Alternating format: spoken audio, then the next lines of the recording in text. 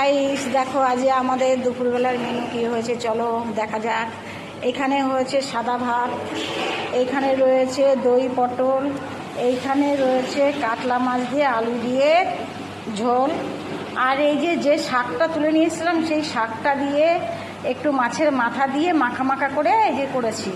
জানি না তোমরা খেয়েছো কিনা শাকটার নাম এখন আমি বলে দিই। শাকটা হচ্ছে সাবানের যে খোসাটা হয়, ছোবড়াটা হয়, এটা হচ্ছে ধুন্দুল, ধুন্দুল বলি আমরা এক কথায় ধুন্দুল। ওই এর যে ফল হবে, ফলের থেকে যে বড় ইয়েটা ফল হবে সেটা আমরা কেটে সাবানে মানে সাবান মাখার জন্য খোসা ব্যবহার করি।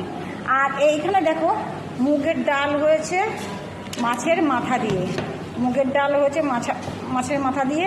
যাই হোক, সবাইকে জানাই শুভ দুপুরের বেলার শুভেচ্ছা, সবাইকে অনেক অনেক ভালোবাসা।